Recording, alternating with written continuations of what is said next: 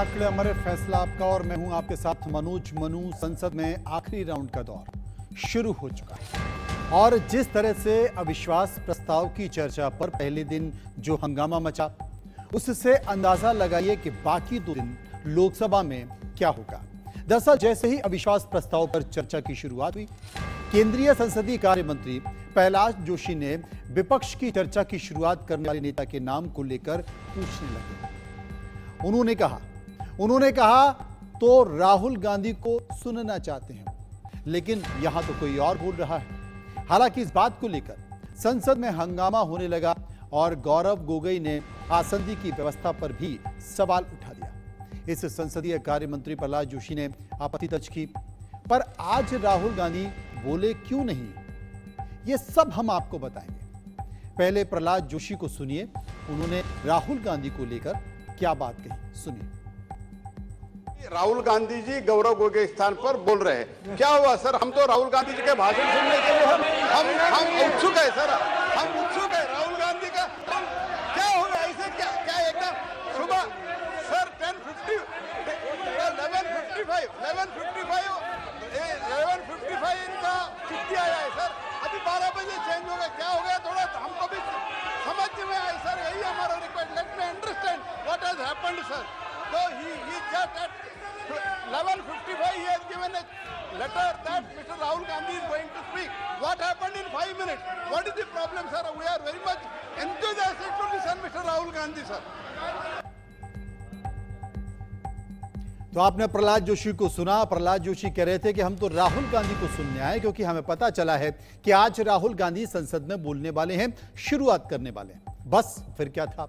प्रहलाद जोशी के सवालों का काउंटर करने के लिए गौरव गोगोई ने मोर्चा संभाल लिया और ओम बिरला को देखते हुए एक ऐसा बयान दे दिया जिससे गृह मंत्री अमित शाह काफी नाराज हुए।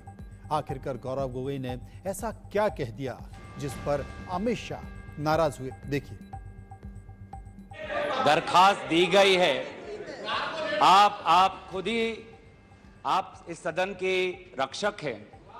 आपके दफ्तर के अंदर क्या बातचीत हुई है? क्या हम बताएं कि प्रधानमंत्री मोदी जी ने आपके दफ्तर के अंदर क्या क्या बातें की हैं? हम नहीं कहते। कोविड के समय चाहिए माननीय अध्यक्ष जी, बताना चाहिए, बताइए। एक गंभीर आरोप है माननीय अध्यक्ष जी, बताइए।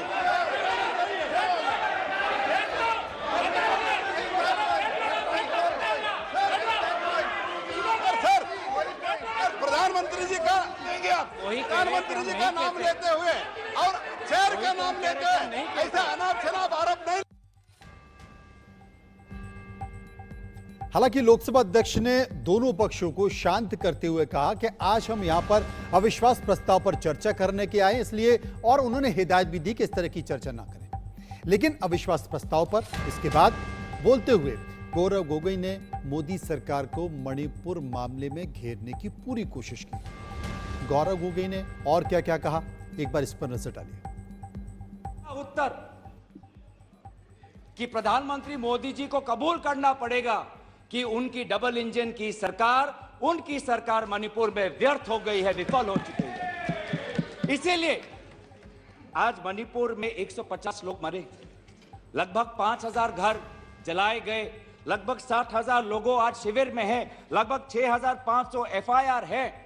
और मुख्यमंत्री, प्रदेश के मुख्यमंत्री होने के नाते जो एक संवाद का वातावरण बनाना चाहिए था, जो एक शांति, अमन और सद्भावना का एक वातावरण जो बनाना चाहिए था, आज उन्होंने सिर्फ मई महीने से नहीं, पिछले 2-3 सालों से ऐसे कुछ भड़काऊ उन्होंने कदम लिए हैं जो आज समाज के बीच में तनाव पैदा हो गया। सर, हमारी मांग स्पष्ट थी कि देश के मुखिया होने के नाते प्रधानमंत्री सदन में आए, अपनी बात रखे, अपनी संवेदना प्रकट करे और उस पर सारे पार्टी समर्थन दे और मणिपुर को एक संदेश जाए कि इस दुख की घड़ी में पूरा सदन मणिपुर के साथ है, हम मणिपुर में शांति चाहते हैं। यह हमारी अपेक्षा थी। लेकिन अफसोस की बात है कि ऐसा नहीं हुआ। प्रधानमंत्री महोदय ने एक मौन व्रत लिया कि सदन में ना लोकसभा में कुछ बोलेंगे ना राज्यसभा में कुछ बोलेंगे, और इसीलिए अध्यक्ष महोदय ये नौबत आनी पड़ी कि हम अविश्वास प्रस्ताव के द्वारा प्रधानमंत्री मोदी जी का मौन व्रत हम तोड़ना चाहते हैं। और वहीं लगातार कांग्रेस और विपक्ष को घेरने वाले निशिकांत दुबे ने जब सरकार की ओर से मोर्चा संभाला तो कई मुद्दों पर विपक्ष को घेरा, लेकिन उनके निशाने पर राहुल गांधी थे। तो सबसे पहले उन्होंने राहुल गांधी को लेकर क्या कहा, इस पर एक नजर डालिए। सुप्रीम कोर्ट के जजमेंट के आधार पर आए हैं, उसने अभी जजमेंट नहीं दिया है, अभी स्टे ऑर्डर दिया है, और तो भी उन्होंने कहा है, लोग कहते हैं प्रधानमंत्री मौन है, प्रधानमंत्री माफी नहीं मांगते, प्रधानमंत्री चीजें नहीं बोलते। मैं ये कह रहा हूं कि ये क्या नहीं कर रहे हैं, अभी भी कह रहे हैं, दो चीजें कर रहे हैं, मैं माफी नहीं मांगूंगा। क्यों माफी मांगे भाई? मोदी तो बहुत छोटा जात है, नीच जात है, ओबीसी है, ओबीसी से क्यों माफी मांगेंगे, बड़े आदमी है। और दूसरी बात यह है कि सावरकर नहीं हूं मैं, आप सावरकर हो भी नहीं सकते, कभी जिंदगी भी नहीं हो सकते। 28 साल उस आदमी ने जेल में गुजारा है, आप अपनी तुलना सावरकर से करते हैं, कभी सावरकर नहीं हो सकते।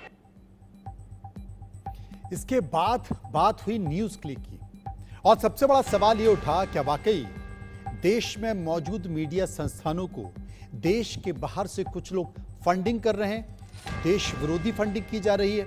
इस पर भी निशिकांत दुबे बोले, सुनिए क्या कहा। न्यूज क्लिक के ऊपर बड़ा हंगामा हुआ, आज प्रेस कॉन्फ्रेंस हुआ सर। प्रेस कॉन्फ्रेंस में मैं एक बताऊं, यदि न्यूज क्लिक का नाम यदि डिलीट या रेस्टोर हो गया, कांग्रेस को क्या समस्या है सर? न्यूज क्लिक आपका कौन लगता है? पुरकास्ट का नाम यदि रेस्टोर हो गया, पुरकास्ट आपका क्या लगता है? रोहिणी सिंह, अभिसार शर्मा या कोई भी मान लीजिए ठाकुर रंजन प्रागता, यदि उसका डिलीट हो गया नाम या एक्सपंज से फिर बाहर आ गया, आपको क्या परेशानी है? आपका कोई मतलब नहीं है। असल में जब निशिकांत दुबे की बारी आई तो उन्होंने एक नहीं बल्कि कई मुद्दों पर विपक्ष को घेरा। आपने अभी दो मुद्दों को सुना है, लेकिन इसके बाद वामपंथी संगठनों पर भी बोले। क्या कहा, सुनिए। रिविलेशन करना चाहता हूं सर कि सीपीएम के जो जनरल सेक्रेटरी, पूर्व जनरल सेक्रेटरी थे प्रकाश कारात साहब, उनका पूरा का पूरा मेल मैं ऑन रिकॉर्ड आपको लाना चाहता हूं कि जो वो नेवेली राय सिंघम था उसके साथ उनके हजारों मेल हैं, और जब आप कहेंगे मैं ऑन रिकॉर्ड उसको पेश कर दूंगा सर कि सीपीएम किस तरह से देशद्रोही पार्टी के साथ है। हम तो आइडियोलॉजी में मानने वाले हैं। यदि हमने सीपीएम के साथ लड़ाई की आइडियोलॉजिकल, तो आज तक हमने सीपीएम के साथ समझौता नहीं किया, आज तक हमने समझौता नहीं किया। यदि हमने कहा कि कोई मुस्लिम लीग जिसने कि भारत विभाजन किया, आज तक वोट बैंक की राजनीति के बाद हमने मुस्लिम लीग के साथ नहीं लिया, लेकिन आपको जिस कांग्रेस पार्टी ने रोज रोज जलील किया, उसके साथ आप किस आधार पर जो है शासन में हो? निशिकांत दुबे यहीं पर नहीं रुके, इसके आगे और बढ़े, और अब बारी थी कांग्रेस की नेता सोनिया गांधी की।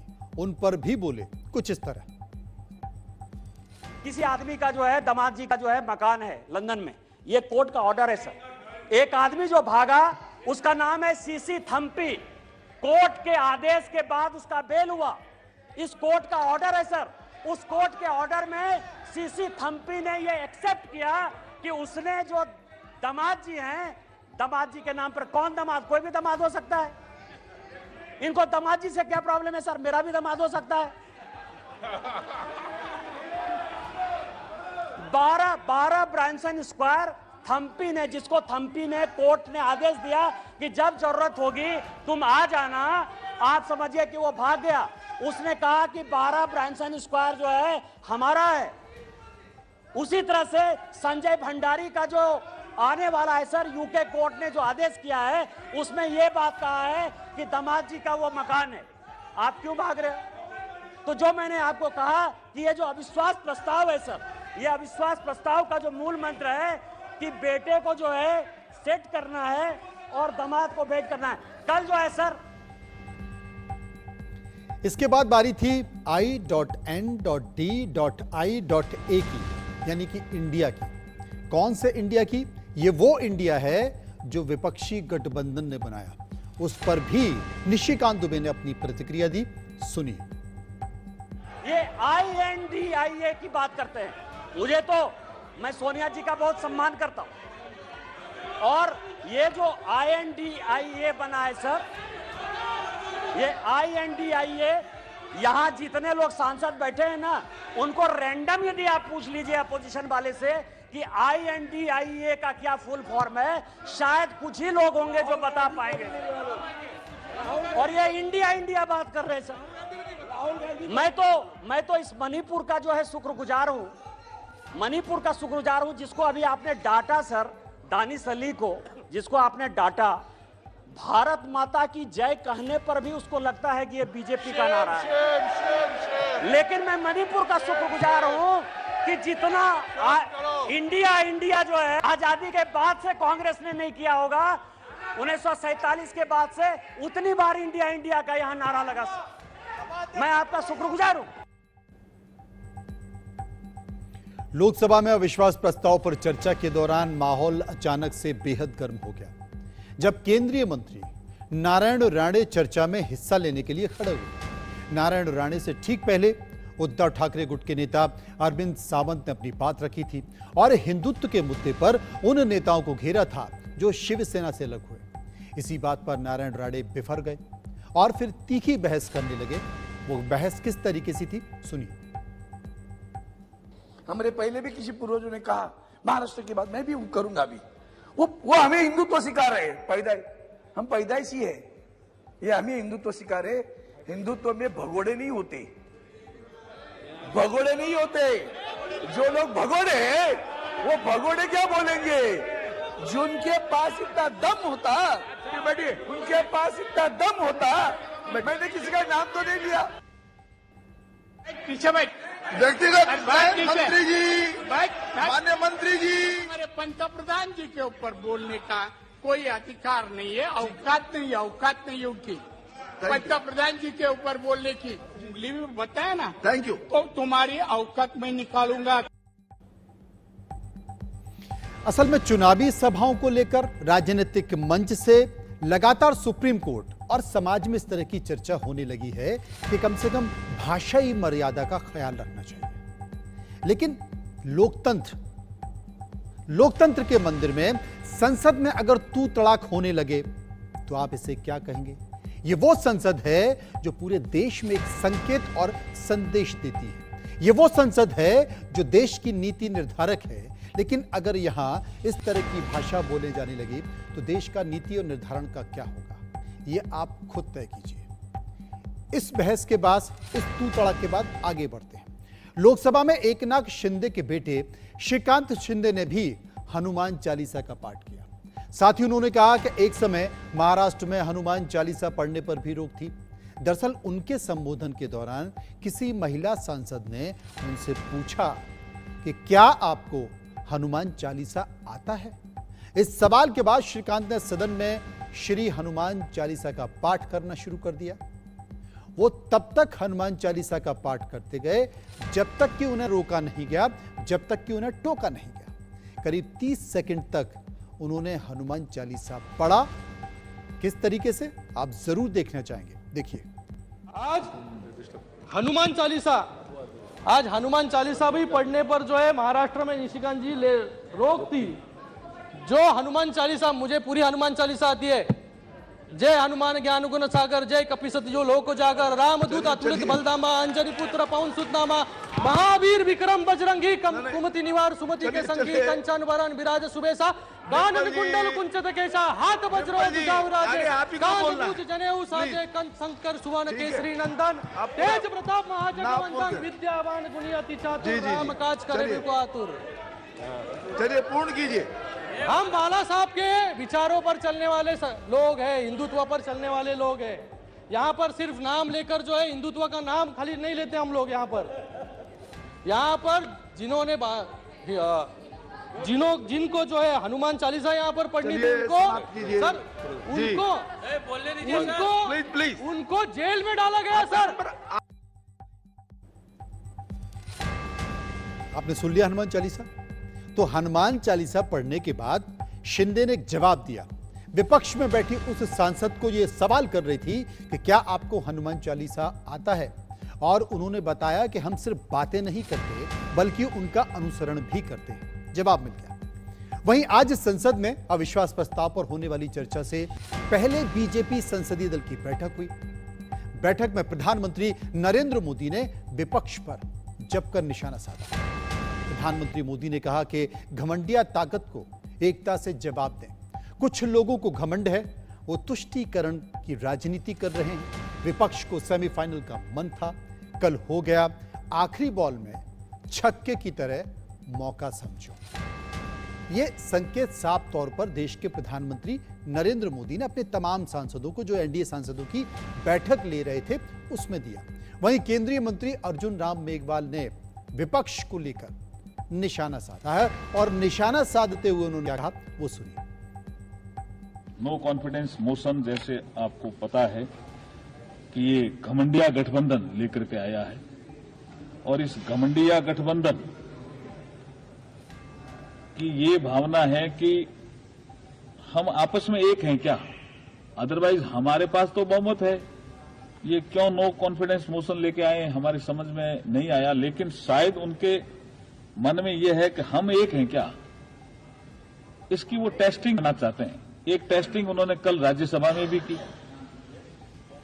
और राज्यसभा के फ्लोर पे जो भाषण हुए उससे पता चल गया कि वो कोई मजबूत ग्राउंड पे नहीं थे। उधर संसद का मानसून सत्र खत्म होते ही विपक्षी दलों के गठबंधन इंडिया पर बीजेपी ने करारा पलटवार करने वाली है। सूत्रों के मुताबिक प्रधानमंत्री नरेंद्र मोदी ने मंगलवार को बीजेपी सांसदों की संसदीय दल की बैठक में इस बात का ऐलान कर दिया। उन्होंने बैठक में कहा है कि संसद का सत्र खत्म होते ही देश में एक अभियान चलाया जाएगा। इस अभियान में तुष्टीकरण, परिवारवाद और भ्रष्टाचार को भारत छोड़ने का नारा दिया जाएगा। ये भी संकेत साफ तौर पर दिए गए। इन संकेतों के बीच और भी बहुत सारी बातें हैं, लेकिन खबर कुछ और है।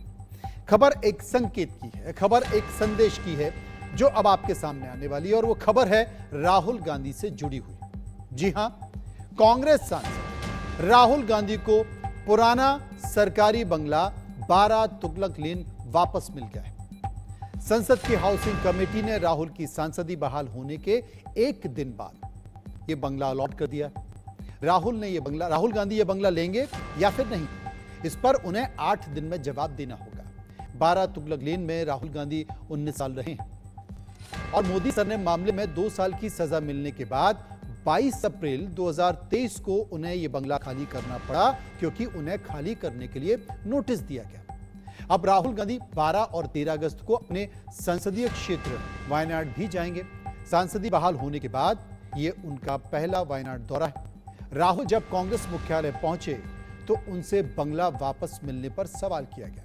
इस पर राहुल ने कहा, मेरा घर पूरा हिंदुस्तान है। सुनिए। मेरा घर पूरा हिंदुस्तान है। मेरा घर पूरा हिंदुस्तान है। मेरा घर पूरा हिंदुस्तान है। मेरा घर पूरा हिंदुस्तान है। मेरा घर पूरा हिंदुस्तान है। मेरा घर पूरा हिंदुस्तान है। मेरा घर पूरा हिंदुस्तान है।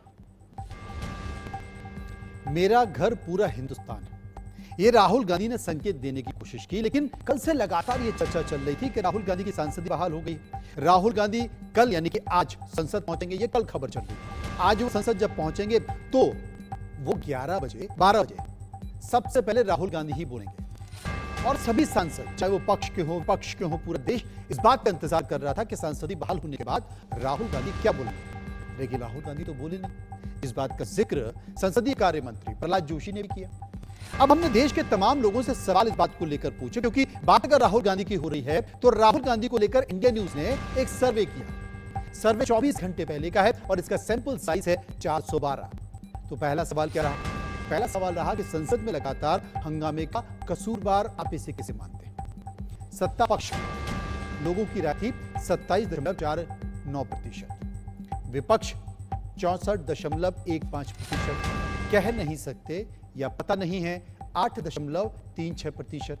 एक और सवाल लोगों से पूछा, क्या विपक्ष का अविश्वास प्रस्ताव संसद के समय की बर्बादी है? हां कहने वाले लोगों की संख्या 74.12%। ना कहने वाले लोगों की जो राय है वो 20.22% और कह नहीं सकते 5.56%। एक और सवाल हमने लोगों से पूछा, लोगों की राय जानी। राहुल गांधी की संसद सदस्यता बहाली पर आपकी राय क्या है? विपक्ष को फायदा होगा?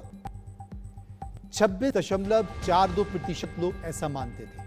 कोई असर नहीं होगा, 48.79% लोग ऐसा मानते हैं। चुनाव का बड़ा मुद्दा छिन गया, 12.31% लोग ऐसा मानते हैं और कह नहीं सकते 12.67% लोग मानते हैं। तो ये सवाल हमने पूछे हैं।